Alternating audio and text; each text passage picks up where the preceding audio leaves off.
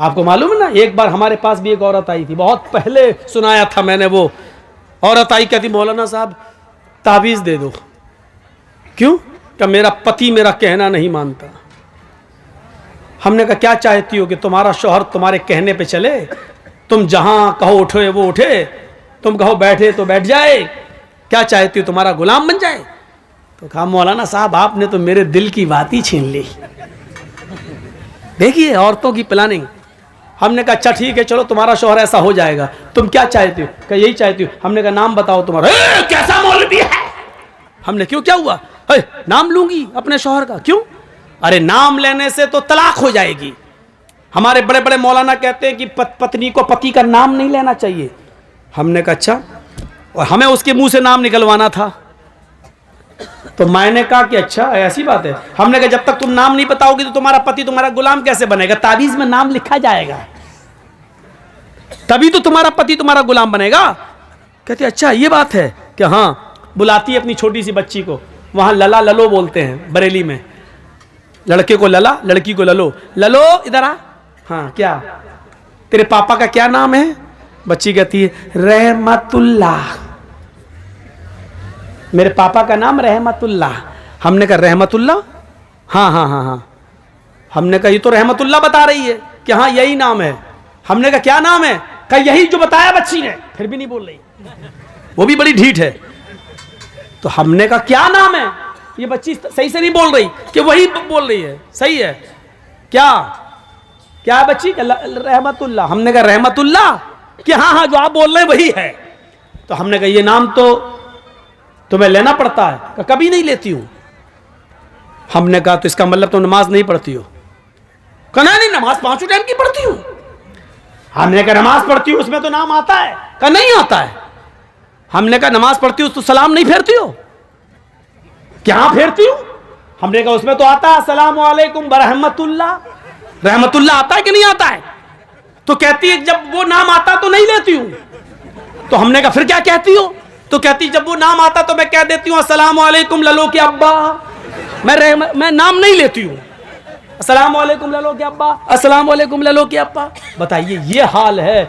अल्लाह की कसम उस औरत ने ये जुमले कहे हैं, मुझसे कहे कि मैं नाम नहीं लेती हूँ। हमारे मौलवियों ने कहा कि नाम लेंगे तो तलाक हो जाएगी। बताइए लोगों ने ये बता रखा है, जबकि बीवी अपने पति का, बीवी अपने शौहर का नाम ले तो ये सुन्नत है, ये सुन्नत है।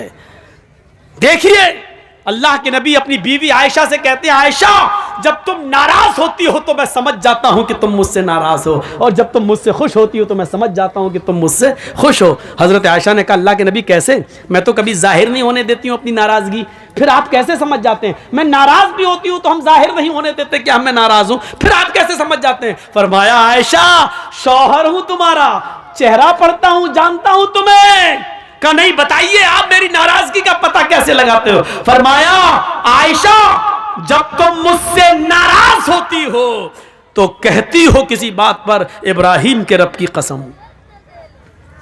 क्या कहती हो? नहीं नहीं इब्राहिम के रब की कसम मैंने ऐसा नहीं किया, इब्राहिम के रब की कसम मैंने खाना खा लिया, इब्राहिम के रब की कसम।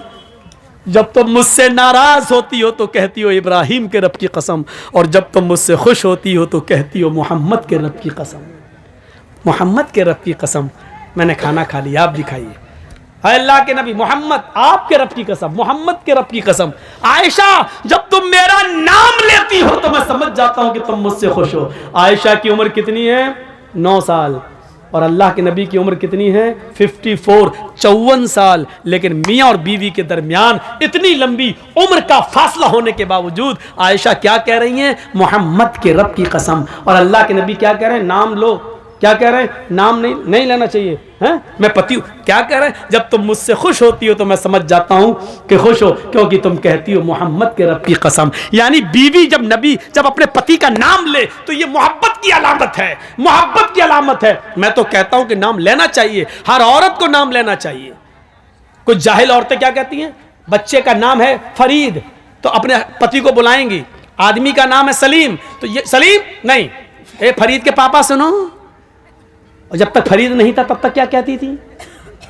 शादी तो तेरी सलीम से हुई है ना, फरीद तो 1 साल के बाद आया है ना। 1 साल तक वो क्या था?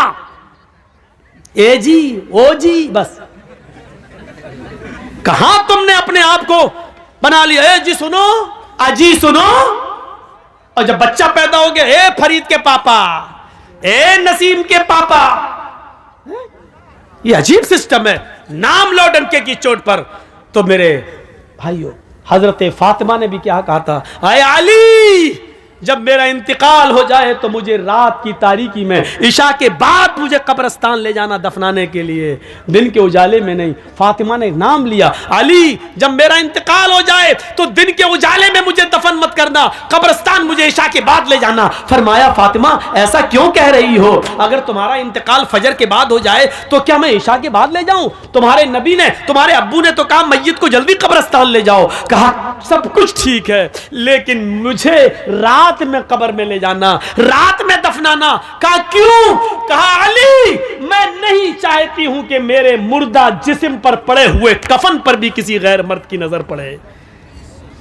मेरे मुर्दा जिस्म पर पड़े हुए कफन पर भी किसी गैर मर्द की नजर पड़े। यह था पर्दा। यहां तो एक कुतिया के पीछे 10-10 कुत्ते लगे। सीखो पर्दा।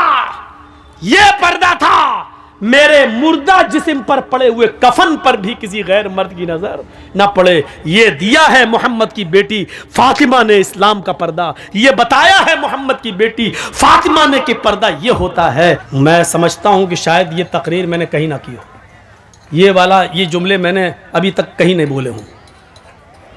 तो सुनो, नमाज पढ़ना बहुत आसान है, सब्र करना आसान नहीं है। यहां मुश्किल चीज को अल्लाह ने पहले पेश किया है। अजान की आवाज आ रही है, अल्लाहु अकबर, अल्लाहु अकबर। इमाम पहुंच गया, मुअज्जिन हय्या अलस्सला, आओ नमाज की तरफ। हम वुजू बनाकर नमाज के लिए जा रहे हैं, अभी मस्जिद में पहुंचे नहीं कि किसी ने रास्ता रोक कर कह दिया, आपका बेटा बहुत सीरियस है, आपकी मां बहुत सीरियस है, तड़पड़ा रही है। मेरे भाइयों, यकीन मानिए कि ऐसे मौके पर इंसान का सब्र का पैमाना लबरेज हो जाएगा। अपना बेटे का जब बीमारी का नाम सुनेगा, हो सकता है कि फिर वो मस्जिद के दरवाजे तक भी न जाए और वहीं से पलटी मार दे कि नमाज तो मैं बाद में भी पढ़ लूंगा, कज़ा भी हो जाएगी। लेकिन बेटे को वक्त से पहले हॉस्पिटल पहुंचाना जरूरी है। कहीं ऐसा ना हो कि हॉस्पिटल ले जाते हुए देर हो जाए और डॉक्टर ये कह दें कि तुमने 10 मिनट देर कर दी, अगर 10 मिनट पहले लाए होते तो मैं बच्चे को बचा लेता। मेरे भाइयों, ऐसे मौके पर इंसान पर सब्र नहीं होता है। सब्र करना बहुत मुश्किल काम है। इसलिए अल्लाह ताला ने कहा, नमाज तो तुम पढ़ ही लोगे, नमाज तो पढ़ना बहुत आसान काम है, लेकिन बेटे की बीमारी, माँ की और बाप की बीमारी सोच सुनकर तुम पे सब्र नहीं हो सकता है। इसलिए ऐसे मौके पर सब्र का दामन तुम्हें नहीं छोड़ना है। इस मौके पर सब्र के जरिए अल्लाह से मदद मांगो। सब्र, आपको मालूम है, अल्लाह के रसूल एक कब्र के पास से गुजर रहे थे, वहाँ एक औरत बैठी हुई थी जिसका बच्चा इंतकाल कर गया था और वो अपने बच्चे की कब्र पर बैठ कर रो रही थी। अल्लाह के नबी ने उससे कहा, अल्लाह की अमानत है, ले लिया, चलो तुम सब्र करो। वो पहचान नहीं सकी कि ये अल्लाह के रसूल हैं। उसने क्या कहा, अरे चल जा यहाँ से। आ गया, सब्र कर, सब्र कर, सब्र सब्र कर चिल्लाने वाला। जिसकी ऊपर गुजरती है वही जानता है। तुझे क्या मालूम कि मेरा बेटा मर गया है, मेरे ऊपर क्या गुजर रही है, तू क्या जाने। उसने मुहम्मदुर रसूलुल्लाह से ये कह दिया। अल्लाह के रसूल वहां से चले गए। भाई ऐसी मौके पर क्या कहा जाए जब वो अपने बच्चे की मौत पर सब्र नहीं हो रहा है, उससे सब्र नहीं कर पा रही है। वो तंबी करना था, कर दिया, आगे बढ़ गए। बाद में उस औरत से 1-2 दिन के बाद किसी ने कहा, तुमने जिस आदमी से ये जुमला कहा जानते हो वो कौन? वो मुहम्मदुर रसूलुल्लाह थे। हैं? वो अल्लाह के नबी थे जिनको मैंने ये बोला था कि हाँ। 3-4 दिन के बाद वो अल्लाह के रसूल के पास आई और कहती है, मुझे माफ़ कर दीजिए अल्लाह के नबी, मैं आपको पहचान नहीं सकी। अब सुनिए यहाँ अल्लाह के नबी क्या कहते हैं, हाय अल्लाह के रसूल, मैं आपको पहचान नहीं सकी, मुझे माफ़ कर दीजिए। आपने मुझे उस दिन सब्र की तलकीन की थी, मैं सब्र कर रही हूँ। हाय अल्लाह के रसूल, मुझे सब्र आ गया, मैंने सब्र कर लिया, आप मुझे माफ़ कर दीजिए। मैंने आपसे कहा चल चल, तू क्या जाने, जिसके ऊपर गुजरती वो जानता, मुझे सब्र आ गया। तो अल्लाह के नबी ने मुस्कुराते हुए क्या कहा, नहीं 4 दिन के बाद सब्र आया है ना, नहीं इन्नमा सब्रु इंद सदमतिल ऊला, सब्र तो उस वक्त होता है जब मुसीबत पहुंचे, उसी वक्त सब्र किया जाए। बाद में तो सभी को सब्र आ जाता है, 2 4 5 6 दिन के बाद, 1 हफ्ते के बाद तो सभी को सब्र आ जाता है। आज अगर 4 दिन के बाद तुम्हें सब्र आया है तो क्या आया है? असल सब्र तो उस दिन था जिस दिन तुम्हारा बेटा मरा था और तुम अपने बेटे के कब्र के पास बैठकर रो रही थी और उस वक्त मैं कह रहा था सब्र करो। उस वक्त तुम सब्र करती तो तुम्हें अज्र मिलता, तुम्हें इनाम मिलता, तुम्हें अल्लाह की यहां सवाब दिया जाता। 4 दिन के बाद माफी मांग रही हो और कह रही हो क्या मुझे सब्र आ गया। आज सब्र का कोई बदला तुम्हें नहीं मिलेगा। सब्र तो वो है जो मुसीबत के वक्त आदमी करे, बाद में तो सभी को सब्र आ जाता है। सब्र को समझने की कोशिश करो। सब्र यही नहीं है, एक गांव का मुखिया है, पुलिस और एसएसपी और डीएम से उसके ताल्लुकात हैं, हम गरीब आदमी है, उसने पकड़ा थप्पड़ हट और हम पिट गए, कुछ नहीं कह रहे हैं उसको, क्यों? मुखिया है, अच्छे ताल्लुकात हैं, सब्र कर लिया। ये सब्र नहीं है, ये सब्र नहीं है, ये जुल्म को सहना है, ये बुज़दिली है। आपने सब्र नहीं किया, आपके दिल में यह था अगर आज इसके पावर के बराबर मैं होता या इसके बराबर मेरे पास पैसा होता या ये पोस्ट मेरी होती, तब देखें ये कैसे जुल्म करता, तब मैं इसको बताता।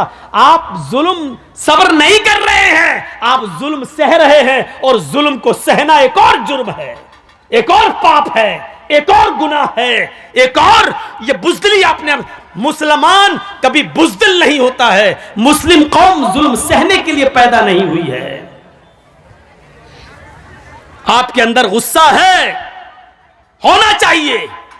मैं नहीं कहता हूं कि गुस्सा आप मत होइए, मैं कहता हूं कि अगर गुस्सा आपके अंदर है तो इस गुस्से को परवरिश कीजिए, उस गुस्से को पालिए। मैं तो आपको यह नसीहत करता हूं कि गुस्से को पालिए, लेकिन इस गुस्से को आप अपने अंदर पाल पोस कर बड़ा करिए और यह गुस्सा वहां दिखाइए जब आपका बेटा शराब पीते हुए घर पे आए, तब आपका गुस्सा आना चाहिए। आपकी बीवी बेपर्दा जब बाजारों में घूमती है तब आपको गुस्सा आना चाहिए। इस गुस्से को संभालिए और जहां गुस्सा होने की जरूरत है वहां गुस्सा कीजिए। यहां गुस्से की जरूरत है, यहां आपकी बेटी बेपर्दगी के साथ घूम रही है, मोबाइल लेती है, अपने जीजा की मोटरसाइकिल पे बैठ के बहनोई के साथ सफर कर रही है और देवर की मोटरसाइकिल पर भाभी बैठकर जा रही है। आपके अंदर गुस्सा आना चाहिए और आप अपने छोटे भाई से कहें तेरी हिम्मत कैसे हुई कि तूने अपनी भाभी को यानी मेरी बीवी को पीछे बिठाया, मोटरसाइकिल पे बिठाया। और एक ससुर को अपने दामाद पर गुस्सा आना चाहिए कि तूने अपनी बीवी को छोड़कर मेरी दूसरी बेटी जो तेरी साली है वो तेरी मोटरसाइकिल पे बैठ के बाजार या स्कूल क्यों गई है। इस गुस्से को संभालिए और इस गुस्से की जरूरत है यहां पेश करने की। आप इस गुस्से को परवान चढ़ाइए। हराम है, हराम है, हराम है अगर कोई जीजा अपनी साली को अपनी बाइक में बिठाकर शॉपिंग कराता है। हराम है अगर कोई देवर अपनी भाभी को बाइक पे बिठा के शॉपिंग कराने के लिए जाता है और ये कहता कि मेरे भाई की इजाजत है। शरीयत भाई की इजाजत के बावजूद भी भाभी को अपने साथ ले जाने की इजाजत नहीं देती है। शरीयत ससुर की इजाजत के बावजूद भी, बीवी की इजाजत के बावजूद भी बीवी की बहन को अपने साथ जाने की इजाजत नहीं देती है। शरीयत शरीयत है, न तेरी बीवी का कानून चलेगा न तेरे बाप का कानून चलेगा। यहां कानून चलेगा तो फातिमा के बाप का कानून चलेगा। अगर मुसलमान हो तो फातिमा के बाप के कानून को मानो, अपनी बीवी के बाप का और अपनी बीवी का कानून नहीं। शरीयत शरीयत है, किसी के बाप की जागीर नहीं है। मुझे जो कहना था कह दिया, जिसको बुरा लगता रहे।